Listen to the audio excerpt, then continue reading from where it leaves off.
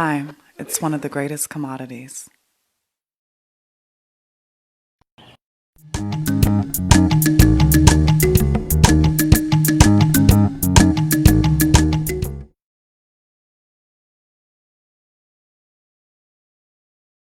Hey everyone, we would like to give a big shout out and thank you to one of our wonderful listeners, Troy Dawson, for suggesting this topic. If you have any questions, comments, or suggestions, you can reach us at livingsuperfoodshow@gmail.com. That's livingsuperfoodshow@gmail.com. If you happen to put THE before Living Superfood Show at gmail.com, you will get a bounce back. Once again, that's Living Superfood Show at gmail.com. Enjoy. Welcome to the Living Superfood Show. My name is Umoya, and I'm here with my co-host, the one and only Master Chef, Health and Food Scientist, Kidi Awadu. How you doing today, Kidi? Greetings to you, brother Umoya. I'm doing absolutely wonderful. I hope you are also in remarkable spirits. Definitely. So today we're going to be talking about hibiscus. So the first question is, what is a hibiscus plant? Hibiscus plant is a wonderful species. There's actually numerous different branches of the species, not all of which are palatable, not all of which are consumed, but the hibiscus that many of us are aware of is an ancient plant, and here I'm studying, and what we do is we steep. That's the word I was looking for. We steep the flowers to make a lovely, lovely tea that can be consumed as a hot beverage, consumed as a cold beverage. Oh, it's just got some remarkable qualities as well. People come over my home for dinner on a regular basis. I serve hibiscus tea with lemon or lime and ginger in it, and it just is a huge hit. Okay, so what is the etymology of the hibiscus plant, and where was it first grown? Okay, well, the best as we can determine, hibiscus comes from Asia, and I know hibiscus is very, very popular in Jamaica, and most likely it was introduced to Jamaica either by Indian or Chinese immigrants coming through during the period of British colonialism. So as far as I've been determined, hibiscus has been used in Asia for thousands of years. And of course, many of the healthy properties of hibiscus have been well documented throughout this long history. Okay, so is hibiscus grown seasonally, and how should hibiscus be grown? You know, I've never grown hibiscus, but I do have a friend who lives in Louisiana who has grown it, and I visited. And at the times that I visited, it was out of season, and so the plants had lost their flowers for the season and, of course, lost their leaves and were just bare branches. So apparently it is a perennial, and yes, it is seasonal. Is the whole plant... sorry, go ahead. Well, and how best it's grown, I say carefully with knowledge, wisdom, and insight. But it doesn't look like it's that difficult a plant to grow. You just want to keep it weeded, well weeded, and so that it's not competing for nutrients from the soil. Okay. Is the whole plant edible or just the flower? And can the flowers be eaten raw? And what are some of the traditional and non-traditional ways it can be consumed? Mm-hmm. As far as I'm aware, only the flower is consumed, and it's not actually eaten as much as it is steeped to make a tea out of. Now, once the flowers are steeped, and I buy hibiscus in bulk, the Hispanic supermarkets are the ones that tend to carry it the most conveniently accessible. You can find it in other specialty markets, Caribbean markets, etc. But in the Hispanic or Mexican markets here, they call it Jamaica. Jamaica, with, of course, they pronounce that J as a ha. They call it Jamaica, and I buy it in bulk. It's very, very good price. Buying it at other markets, it's much, much more expensive.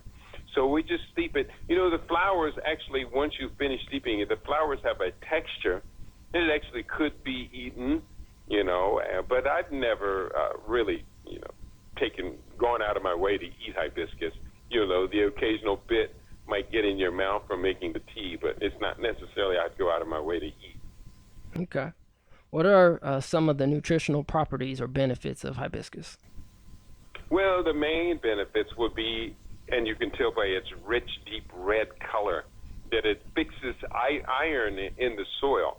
And so, therefore, for anyone who's dealing with any issues related to the integrity of blood hemoglobin, well, iron is one of the primary minerals that's necessary to keep the blood hemoglobin in perfect balance, in homeostasis, as we would say, as well as hibiscus is a great source of your antioxidants, your vitamin C's, and I would imagine, even though I don't have direct confirmation, it would also be a good source of vitamin E as well. But definitely vitamin C and hibiscus is a complementary to our sustaining optimal health. Are there any side effects? Yeah, the only side effect I know about hibiscus is that it's so deliciously good, you can put the bottle down. So when I make hibiscus, I will steep it, and then, well, actually here, I'm living in Nevada, where today it was 108 degrees, so I just put some hibiscus in some water and put it out in the sun and allow it to sit in the sun all day, or maybe a day and a half if I want it really, really rich and steeped. So hibiscus sun tea is absolutely wonderful. I then will add a little bit of natural sweeteners. Mostly I'll use turbinado, which is evaporated cane juice. It has all the minerals of the whole cane plant in the juice. Or I might use some raw agave, organic raw agave, to sweeten, maybe a little bit of honey, even though the honey doesn't dissolve as readily as the others. And then I'll juice some ginger along with some lime juice. That is just the most perfect combination. I like mine a little bit intense, so I will step up the ginger and the lime to the point that when people drink it, they say, "Whoa, man, this is rocket fuel." And I say, yeah, you wonder how I stay so fit. Right. Are there various types of species of hibiscus plants, and are there some that aren't edible for human consumption? Yes, there are. There are ornamental hibiscus plants. They're fairly common. And from my understanding, they are not to be consumed. And I think there are, as far as I know, and I could be corrected on this because it's not necessarily an area of my deep specialty. I just know I love to use the product. But I know there are white and red hibiscus flowers that are out there. And not all of the red hibiscus flowers are consumed. In fact, the ones that I see that appear to be the ornamentals are much, much larger than the ones that are used for herbal consumption. Okay. Outside of human consumption, are there any other forms that the hibiscus plant can be used for? Well, I guess you could take the branches off and, take the leaves off and take the flowers off in case them children or grandchildren, I'm going to cut me a switch. You know how we used to do it back in the old days. You'd have to sit and watch grandma or mama prepare that switch. She'd just take her time to let you stew in the madness. But other than that, I've never grown hibiscus. I would love to grow it. In fact, we're working on building a significantly sized agricultural project in Uganda as early as maybe August of this year. And so once we get into that situation, they do grow various teas in Uganda. And my thought would be growing a spectrum of high value products, such as hibiscus tea and green teas and other different types of teas, Artemisia annua, etc., for packaging and export. And so there are many uses for this beautiful plant, but the use that I know best, for which people do pay a premium price in Jamaica, hibiscus juice is called sorrel. And as I mentioned, in Mexico, they call it Jamaica. And we do know it by many different names, mostly sorrel or hibiscus juice. But it is a high-value product. It could be packaged up and sold as a drink for the natural foods industry. And all the various spectrum of markets there are starting to carry hibiscus juice. It's delicious. It's health-inducing.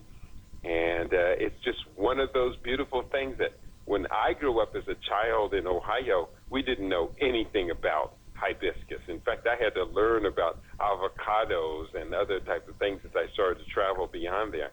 But the more that people are introduced to these international foods, the more they find such a rich reward, and in not only in taste, but also a very rich reward in their healthy benefits. Well, definitely. I think hopefully, when people listen to these podcasts, broadcasts, whatever you want to name it, that will actually be expanding their palate, and they can actually go out and try some of these delicious foods that we're offering right now, specifically information wise. But if the people can go out there and actually experience it, it just widens your perspective. That's just my humble opinion. That's right. As we do frequently say during this podcast, food is nature's most perfect medicine.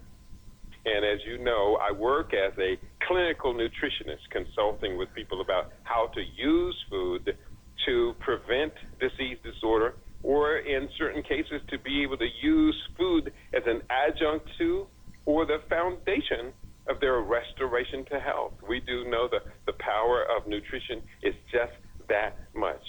And so we encourage people who listen to these podcasts to do their own independent research. I like to say, I want you to verify everything that I say, because in this day and age when so much of the information about health has been distorted by the way it's reported in the media, by those who might be financing the scientific studies to a certain outcome that they have predetermined serves their best profit self-interest, to just the fact that, if we did talk about this COVID pandemic, we have to accept the fact that the United States spends more than double the per capita expenses on health care than the next of the top 12 spending OECD nations averaged together. The United States spends double that of what the next 6 highest spending nations spend on medical science research. Despite the fact that those big, huge dollar investments in healthcare and healthcare research, the United States currently, with 4.3% of the world's population, 4.3%, the United States is suffering from over 25.5% of the COVID deaths. So something terribly is wrong here. And people are going to have to accept these facts and realize this gives us good and proper grounds for skepticism about what is being said from the mainstream industries about how we can best maintain our health. It is in your and my and everyone else's best self-interest to take your skepticism to the library, and the internet is one of the best places, best access to the great libraries around the world. Take your skepticism to the library, because the stakes here are just so high. This is your health, your longevity, your fiscal soundness for the rest of your life, along with those of your children, your brothers, sisters, family members, extended community. Everybody is dependent upon you and I getting this health thing right. Well, Keedy, that's actually it for me. I think we're probably going to wrap it up here. Is there anything else that you would like to say to the people before we finish up? I do want the people to know this book that I put out called Panic, What the Coronavirus Tells Us About the State of the World. The book has now been out for about 2 weeks. It's been completed, and we're now shipping, and people are receiving it, and they're giving me great responses to what they're reading. And what has happened is this information on coronavirus pandemic is still a fairly constant thread. But you know something? I am really proud that everything I put in the book anticipates these daily stories that are coming out. We're starting to see much more contradiction from within the healthcare as well as the medical research communities. The epidemiology is kind of falling apart, where we due to the massive protests against police violence against blacks that have been taking place, the expected spread or re-emergence of coronavirus infections because of that didn't occur, and it did occur, and it didn't occur, and it did occur. Absolutely contradictory epidemiological reporting going on. People need to know why this story is so confusing. I hope they'll go back and listen to the broadcast you and I did on that topic. Sounds great. And where else can they check you? Outset at the Living Superfood? LivingSuperfood.com, where we say food is nature's most perfect medicine. And you know something? Medicine ain't never tasted like this before. Well, thank you, Keely, and thanks everyone for listening. This is the Living Superfood Show, and until next time, take care.